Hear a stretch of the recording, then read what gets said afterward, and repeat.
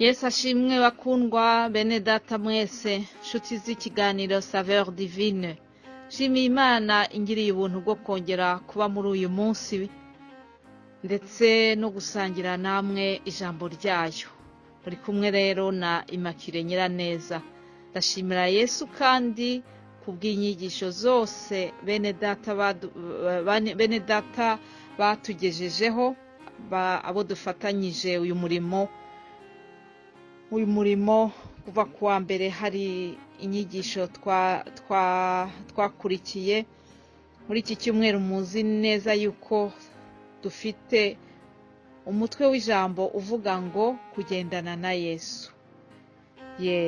Uyu munsi rero tukaba tugiye gusoza iki cyumweru cyahariwe iryo jambo, ariko mbere yuko dusoza uyu mutwe w'iri jambo, nubwo tutavuga yuko ibyerekeranye no kugendana na Yesu byose twabivuze tukaba twarabirangije, oya, ni byinshi, ni birebire, nta wabirangiza, ariko twababwiye bike bijyanye no kugendana na Yesu. Rero reka nanjye ngira icyo mvuga ku bantu bagendanye na Yesu, ku myitwarire bamwe bagize, bamwe mu bagendanye na Yesu, abari baramukurikiye babana nawe. Muri abo bamukurikiye ndagira ngo mbabwire ko bari bafite intego cyangwa se ibyifuzo binyuranye.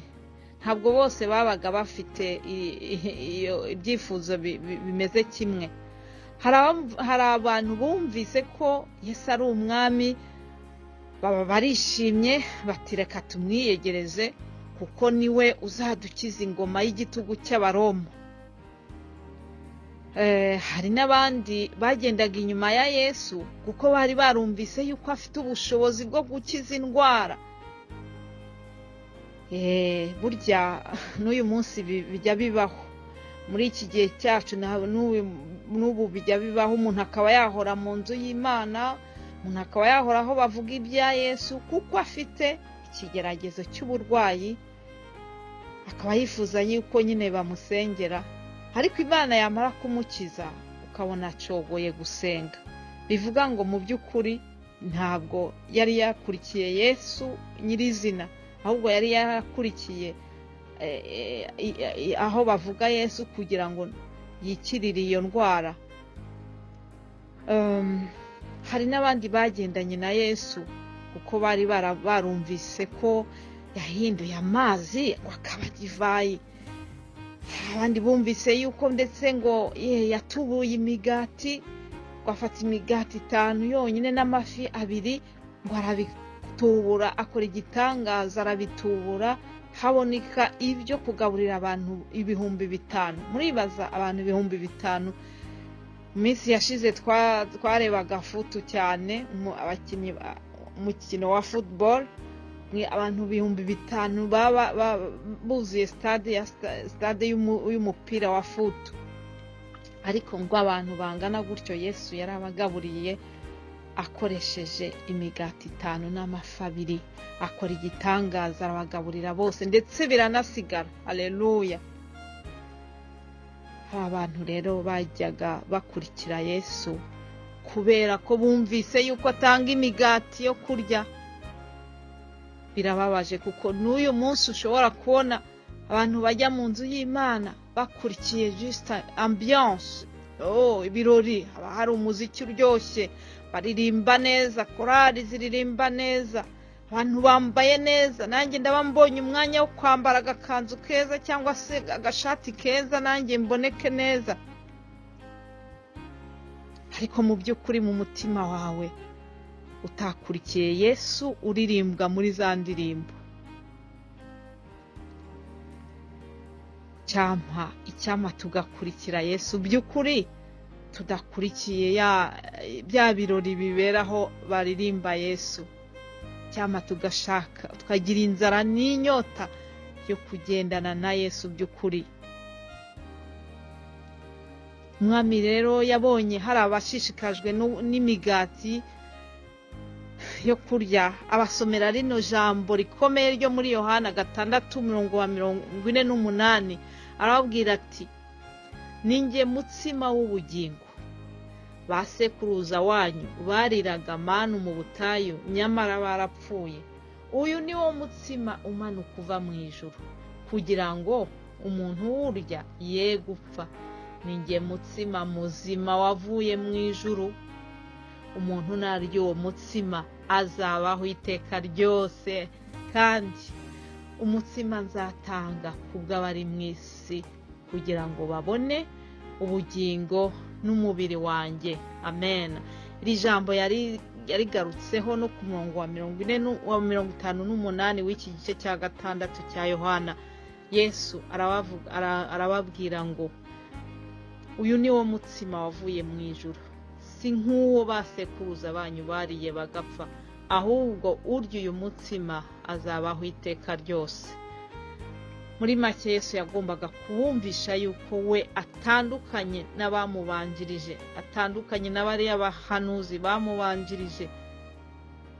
Murongo wa 59 arababwira ati haravuga ngo ibyo yabivugiye mu isinagogi yigishiriza i Kaperinaumu. Nuko benshi mu bigishwa be babyumvise baravuga bati, iryo jambo rirakomeye, ushobora kuryihanganira n'indi? Iri jambo ryari ribakomereye. Iri jambo bamwe ryarabarakaje kubona Yesu atinyuka akatura akababwira yuko ari we mutsima wavuye mu ijuru. Bati karagagabo kariya gasore ko kwa Mariya na Yosefu karirata, kariyemera kubona atinyuka akavuga ko ari umutsima wavuye mu ijuru. Umuntu tuzi, umuntu wa wamubaji, agatinyuka akavuga ko yavuye mu ijuru, yigira Imana, arirata, bitewe n'ukuntu bamubonaga bakamupinga mw'ubwo buryo. Jambo riratubwira ku murongo wa 66 ngo benshi mu bigishwa be bahera ubwo basubira inyuma, barorera kugendana nawe. Imana ibiturinde bene data, ngo barorera kugendana nawe. Icyampa ntucogore kugendana na Yesu, icyampa ugakomeza urugendo watangiye hamwe na Yesu. Nuko rero Yesu abonye yuko hari abasubiye inyuma, noneho Yesu abaza abigishwa be 12 ati, kandi namwe murashaka kugenda? Petero aramusubiza ati, Databuja, twajya kuri nde ko ari wowe ufite amagambo y'ubugingo buhoraho? Amen. Natwe tukaba twizeye tuzi yuko uri Kristo, uwera w'Imana. Haleluya. Petero yari yarasobanukiwe yuko Kristo ari umwana w'Imana. We yari yamaze kumenya yuko Mesiya ari hamwe nabo, yuko Yesu ari umwana w'Imana, yuko ari umuntu udasanzwe. Mu gihe benshi bamupingaga, Petero yari yarasobanukiwe, nuko afata ijambo asa n'uhagarariye bagenzi be, aravuga ati ntabwo twakuvaho.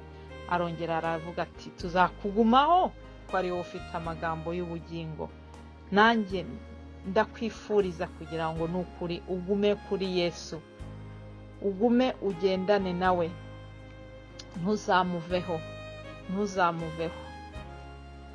Hari umuririmbyi waririmbye ngo nakuvaho nkajya hehe, nakuvaho nkajya hehe, mbese niki cyabintera mwami wanjye, kandi nta kintu na kimwe nakuranye. Oya sinakuvaho, nakuvaho nkajya hehe, mbese niki cyabintera mwami wanjye, kandi nta kintu na kimwe nakuranye. Nshuti yanjye, wowe umaze kumvira ijambo, ndakwifuriza kugumana na Yesu, ndakwifuriza gukomeza kugendana na Yesu. Ntagire ikintu na kimwe gituma umuvaho, ntagire ikintu na kimwe cyatuma usubira inyuma, kuko muri Yesu harimo byose. Harimo amagambo y'ubugingo, harimo ubuzima. Ugire weekend nziza. Imana nidushoboza tuzongera guhura kuwa mbere muruhuke neza mwese.